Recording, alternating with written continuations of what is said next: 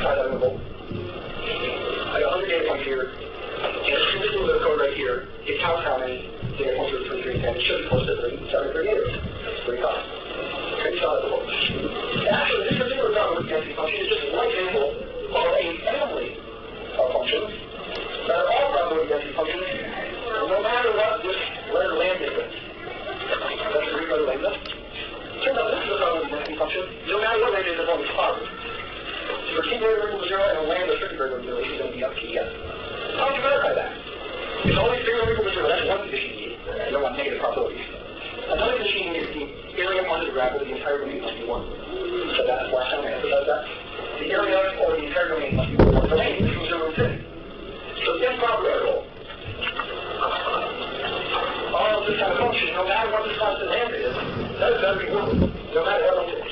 Let's see it is. What we're doing when we're doing improper interval calculations, I want you to put the limit on here.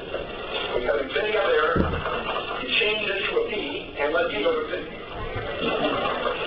For any fixed positive value of b, this is a proper interval, an ordinary kind of interval. It's the limit that makes it an improper interval, or some infinity there. This limit may or may not exist. If it does exist, you say the improper interval converges. If it doesn't exist, you say the improper interval dies. This one is going to converge, and it will converge to 1. No matter what land it is, your antiderivative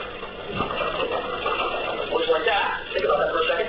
Take the derivative of that function in your mind, you get an extra factor of negative lambda with the chain rule, which would give you that. You could do a substitution if you prefer, that w equal negative lambda d. dw would be negative lambda d.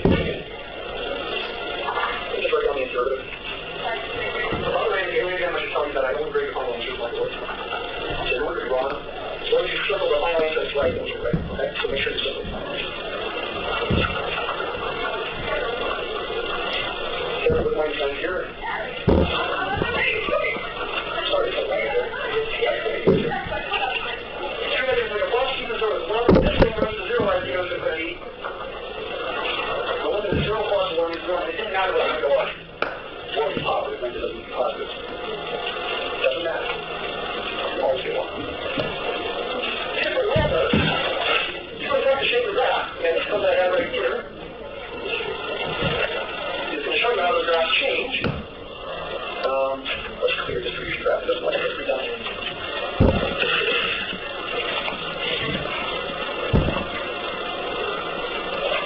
Okay, so different lambdas give you different means. That's what it is. Well, when I run lambda in the whole area, I can say it's still equals 1. So over here, the rest of the graph goes up. That's going to mean it's going to decrease faster, making the whole area still 1. If lambda is high, the fact that this is a probability density function means most of the data is going to go. By the way, red dot is the average of this data definition. Real estate here going to increase, and red dot is the average. If lambda is high, most of your data values are going to be low. If lambda is low, most of your data values are going to be spread out, is probably the best way to describe that. A small lambda will produce data that is really spread out. Very large, t values greater. Somewhat frequently, I think. Okay, let's see. This is really behind my here. I think it's still getting messed up by me not clearing things. I think it's better. What else is there? Clear distribution graph already.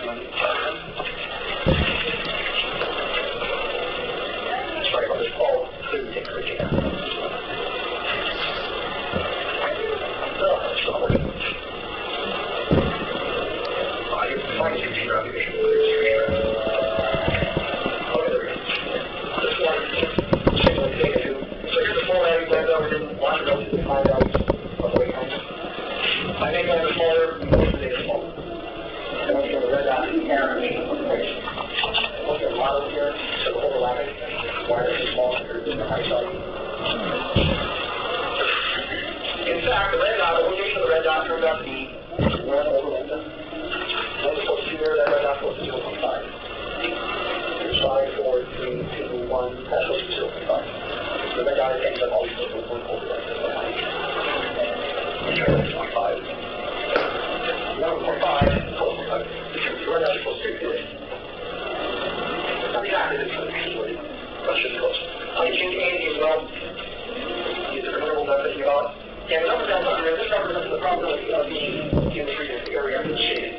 That represents the count. And these numbers, using that percent, they're always relatively close. I know other slides are changes, so that's my changes. 60% now, 7% circles. You get to the fact that you can use other functions for probability density functions besides the exponential distribution. The exponential distribution is the one that's used because it's fairly simple. I guess last time we had something like this. 17 equals 17 equals 1 over 1 plus t squared. Exactly what I'm showing is not a because if you get from 0 to 50, you don't get 1. When you get 5 or 2, you get 5 or 2. Oh, can you get rid of this arctangent? Arctangent is taken out. Flushing over, flushing the other way. Arctangent, or b is equal to infinity, the arctangent function that goes on like 50 graph. I remember a graph that looks like this. Probably the last one, pi over 2. And I was getting 0 or 0. That's not pi over 2. So now you have to go and modify it. Think of it. Instead of having a 1 over there, up there, I have a 2 over 5. Now let's see, guys. Now I'm going to use this simulation here. Take a look at the probability. I know I got rid of the probability based on the swap definition between 3 and 10. I get a picture, let's get an exact one like that, and get it approximately like that. With this model, we take about a 14% chance of the next probability to be between 3 and 10. I do other models. Okay, so Todd Wild was always models. Maybe I try sciences. Beckman Coulter Life Sciences develops, manufactures, and markets products that simplify, automate, and innovate complex biomedical testing. More than 275,000 Beckman Coulter systems operate in both diagnostics and life sciences laboratories on 7 continents. For over 75 years, our products have been making a difference in people's lives by improving the productivity of medical professionals and scientists, supplying critical information for improving patient health, and delivering trusted solutions for research and discovery. To learn more about Beckman Coulter Life Sciences, please visit www.beckman.com. I am Judy O'Rourke of Leverett, and I'll be your moderator for today's event. Before we begin, I would like to remind everyone this event is interactive.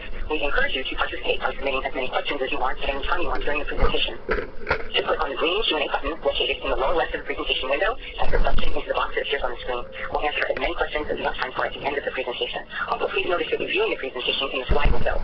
To enlarge this window, just click on the screen icon located on the lower right. And finally, if you have trouble seeing or hearing the presentation, please click on the support button at the top right of the presentation window. Or you can use the Q&A button to let us know that you're having a problem. Thank you. Now I'd like to introduce Dr. Kowalski. Mike Kowalski is a staff application scientist in sample preparation and applied markets group at Beckman Coulter Life Sciences. He received his PhD in microbiology and molecular genetics from Harvard University. Prior to joining Beckman, Dr. Kowalski was a postdoctoral fellow at the Novartis Institute for Biomedical Research, where he used automation to screen for novel regulators of stem cell pluripotency and differentiation. Since joining Beckman, Mike has developed automated applications in the areas of cell culture, cellular analysis, and mass spectrometry. Please join me in welcoming Dr. Kowalski. I will now turn the presentation over to him. All right, thank you, Judy, for the introduction, and thank you, everyone, for attending today. As Judy mentioned, I'll be talking about some of the work we've done to automate cellular applications using our new Biomech iSeries. Before we begin, we do have a few disclosures to show, and we'll now move on to the actual talk itself. So this webinar is part of the series that has been presented, with the earlier talks having described how the Biomech iSeries can provide simplicity, efficiency, adaptability, and reliability. For those who are unable to attend the earlier talks, I'll just give a brief overview of the Biomech iSeries instrument. But mostly we'll focus on how this simplicity, efficiency, adaptability, and reliability can be applied to a variety of cellular workflows, including purposes flow cytometry sample prep, transfection optimization, and basic cell culture. So for the brief introduction, the iSeries come in 2 different formats. The i5, shown on the left, has a single pod, which can either have a multi-channel head, such as a 96 or a 384 channel head, or it can have a span 8 pipettators, which each of the probes can spread out, allowing you to access multiple tubes at once. Shown on the right is the Biomech i7. This can have up to 2 heads, so it can have either a single multi-channel or a single span 8 head, or it can have dual multi-channels, or one of each, a span 8 and a multi-channel. It obviously has a larger footprint than the i5 shown on the left. Some of the new features that are shown on iSeries include a status light shown at the top of the enclosure to the right. This light can basically indicate what is happening on the system, whether it's currently running, whether it needs to have an interaction, or whether it's in standby mode. And there's also a new deck LED light, which helps illuminate the deck for configuring the deck, as well as just keeping an eye on what's happening. However, this light can be turned off if you're working with light-sensitive reagents. There's also an optional enclosure shown to the right, and this is very useful for cell culture applications because it can be configured with HEPA-filtered fans to ensure a sterile working environment. It also can enable direct integrations, also shown to the right, and we'll plate readers, incubators, flow cytometers, etc. And both of the instruments have a configurable high-density deck shown on the lower left. The Biomac i5 deck has up to 25 microsider plate positions, and the i7 has up to 45 microsider plate positions. And these can be configured in different ways with different positions for heating and cooling, for trash, or washes, etc. And each of the systems features a high-access rotating gripper. This allows complete coverage of the deck so that all positions can be accessed. And because of the high access, you can also pick up a microsider plate next to a taller piece of flatware such as the tip box. There's one per head, so if you have two heads on the system, you have two grippers. When it comes to the liquid handlers, obviously liquid handling is still the key, so we have made some improvements to the multi-channel head. One of the main features is that there's now a 1200 microliter capacity head. This enables you to transfer 1 mil per tip, while also having a 20% additional blow to ensure all the liquid is removed from the tips. And the head now also features selected tip pipe heading, so enabling you to pick up a single column, a single row, or a single tip or any combination of tips as needed. This obviously gives a lot more flexibility than being forced to always use 96 or 384 tips at once. On the span 8 side, we now have per probe calibration. So obviously you know there may be some slight inherent differences between the pumps, and so this really enables you to dial in the accuracy at the low end as needed. So obviously having the ability to calibrate each probe can really provide some of that additional precision. And also from a simplicity standpoint, we now have a volume splitting feature. So all you have to do is check a checkbox, and if you have to transfer a volume that is more than the tip capacity or the head capacity, the Biomac will do the calculations and split it into the number of transfers needed to reach that volume. We also have a deck observation system. So this basically entails 2 wide-angle cameras, one on each of the front corners of the system. This can enable remote monitoring. Obviously, for longer workflows, you may not necessarily want to stay by the instrument, so this allows you to monitor what's happening on the instrument from your desktop or your laptop computer. And another feature is that it will record 30 seconds on both before and after any error that occurs. So obviously a good way to troubleshoot if something has gone wrong. We also offer the ProService remote management system, and this can actually allow our tech support folks to access some of the error logs or possibly look at some of those minute-long videos to try and get an idea of what, if any, maintenance is needed for the system, and this should enable them to bring the parts they would need to help save an additional trip. And finally, the system is Windows 10 compatible, which is great for moving forward as more and more instruments will be running on Windows 10. So moving now into the cellular applications, we'll start out with an ELISA method. So I think most people are familiar with ELISA. It's obviously pretty ubiquitous. It is a fairly labor-intensive process, though, and shown on the lower left-hand side is just the workflow that we use for our proof of principle work. This was an IL-22 ELISA kit that was just commercially available, and the steps include doing a serial dilution using the automation, then adding a diluent and the samples and standards to the plate, shaking it for 2 hours, doing 4 washes, adding a conjugate to the plate, and then shaking for another 2 hours, followed by additional washes, and then a 30-minute incubation with the substrate, adding a sound solution, and then reading absorbance. So a fairly straightforward workflow, but again, one that is done manually can essentially take a good portion of the day and just requires quite a number of liquid transfers. Shown on the lower right-hand side is the deck of the i5. If you wanted to use fresh tips for each transfer, you can see very quickly how the deck builds up, and this is one of the advantages of the high-capacity deck, is that we're able to incorporate all this flatware during the workflow. Another one of the challenges for ELISA is that it's frequently very highly variable in throughput. The same workflow could be used for just assaying 8 to 24 samples, or it could be a much higher throughput type of application where you're screening for IgG-producing clones, where it could be in the hundreds to thousands of samples. So we'll keep this in mind as we talk about more of the workflow. So for the proof of principle, we use the Biomac i5 Span 8 system, kind of shown to the right. And we were able to process a full plate in 6.5 hours. And obviously using the Span 8 system, this would be more of a low to medium throughput, probably 1 to 2 plates a day. Of that 6.5 hour workflow, 4.5 hours were just straight incubations. And obviously when we do ELISAs manually, typically this involves adding wash buffer and then inverting the plate over some waste and shaking it out and plotting it against a pad. This is not something that's very automation friendly. So to ensure that we have removed all the liquid from the plates, we use our optimized pipetting techniques to aspirate around the circumference of the well, sort of at the north, south, east, and west quadrants, and just ensure that we were able to remove all the liquid from the flat bottom wells. We were able to achieve excellent standard curves, as shown by the precision of our, the reproducibility of our triplicate values on our standard curve, shown on the lower left-hand side, where all the GVs of our replicates were under 5%. And we also had excellent linearity, as indicated by the R-squared value of 0.991 for our standard curve, indicating our automated serial dilution was highly effective. So this is a fairly straightforward application, but obviously if you want to do those types of higher throughput applications that I mentioned earlier, such as clone screening, there are a number of considerations when moving to that higher throughput. The first is that you'll likely need to move to a multi-channel system. The nice thing with having the selective tip feature is that even if you're only assaying 24 or 8 samples, this still can be done using the multi-channel head using the selective tip feature. Another consideration is deck space. As I showed before, this could require a lot of tips, a lot of buffers or reservoirs. That's for a single plate. So if you have additional plates, having the higher deck capacity of an i7 might be valuable. Or you might need to integrate some additional storage positions, and we have flatware heaters that will allow you to have lots of tips or plates available for higher throughput. Another consideration is dead volume. Obviously, if you're using a multi-channel reservoir, the dead volume for those are roughly 20 mils, which could obviously be more than you would have available for some of the reagents such as antibodies. The wash buffer, etc., might be very plentiful.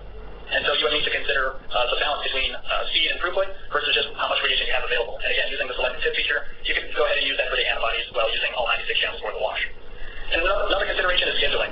Obviously, if you're processing multiple plates, and if you want to compare those results across the plates, you need to ensure you have consistent timing. This may not necessarily be so essential for a 2-hour incubation, but some of those substrate incubations at the end of the ELISAs may call for only 5 to 10 minutes, possibly as low as 2 minutes, before you are required to add your stop solution. And for this, you obviously want to put some timing constraints in. And that's one of the nice features of our SANI EX scheduling software shown on the lower right-hand corner, is that, again, you can allow the software to try and schedule the plates as efficiently as possible, but for some of those critical steps, you are able to put in constraints and ensure that each plate is treated consistently. So moving on now to flow cytometry sample prep. There are a number of challenges to consider when preparing samples for flow cytometry analysis. The first main consideration is that you require single-cell suspensions. And if you're working with an adherent cell line, this requires a trypsinization step. Now, typically, cells may often cluster together during trypsinization, and this is when it's essential to have something like the multi-channel head, where you can do repeated pipetting up and down to ensure that those clumps are broken into the single-cell suspensions that you require. Another consideration is sample throughput, and a lot of this will be determined by your flow cytometer. If your flow cytometer takes single tubes or a carousel of tubes, your throughput will likely be lower than if your cytometer can acquire samples using a plate-based format. However, we do have automated solutions for both of those types of workflows, and in fact, you may be able to process your samples in place and then do a final transfer to tubes if your cytometer requires it. Another consideration is that most of the workflows for flow cytometry, such as antibody staining workflows, require a centrifugation step to pellet the cells and allowing you to perform reagent exchanges, such as antibody washes, etc. Another consideration is that most of the reagents are fluorescent, and so that typically means they are light sensitive, so you need to consider how long you're able to leave your reagents on the deck of your instrument. And we'll talk about each of these requirements as we go forward. For our proof of principle experiment, we basically wanted to perform a drug discovery screen, and so for this we used 3 inducers of apoptosis and screened 2 different cancer cell lines to look at their effectiveness both using solution curves, so looking at different concentrations of the drugs, and also looking at their effects over multiple time points. We used one adherent and one suspension cell line. The HCT116 colon carcinoma cells were adherent, and the Jurkat leukemia cell line was our suspension example. As I mentioned before, the HCT116 cells required that repeated pipetting using a multi-channel head during the trypsinization step to ensure we had single cells. We then stained the cells with markers for apoptosis using a fluorescent caspase-3,7 substrate, and we also added a TRAC7 cell impermeable nuclear dye as an indicator of cell death, looking at for compromised cell membranes. We then acquired our data using the Cytoflex flow cytometer, and the system we used can acquire 15 parameters and 10 colors, although there are now even better versions of this, I think that go up to 20 or so colors. And the nice thing about the Cytoflex is that it can accommodate either tubes or plates, and obviously we went with the plates loader for our work today. We then did the analysis using our CollusiG software. We'll now show a brief video that will illustrate some of the early portion of the workflow where we focus on the treatment of the cells. This video will demonstrate our automated flow cytometry workflow, specifically the initial compound solution and treatment of our cell culture plate. Shown here is the STAN-H system has loaded 7 tips and is transferring our drug diluent into a plate that currently has the highest concentration of our compounds in the top row. For this demonstration, we are testing 3 compounds, and so we will have a final dose-response curve of 24 wells each with 8 solutions of 3 compounds. Following this transfer, one of the new features of the I-Series is having a universal tip type. These tips can then be shared between both the STAN-H pod and the multi-channel pod, which is very beneficial when only using partial tip boxes. Shown next is the selective tip feature of the multi-channel head, enabling us to load just 3 tips, which will then be used to a row-wise solution in a 1-to-1 fashion of our 3 compounds. Once the serial solution is complete, as mentioned, we will have 24 total wells, 8 different concentrations of 3 compounds. We then load 24 tips using the selective tip feature on the multi-channel head, and these compounds will then be stamped into the cell plate shown in the position behind it. By doing this repeated stamping, not only are we able to do dose response curves, but we're also able to establish time course of treatment by just processing partial plates. So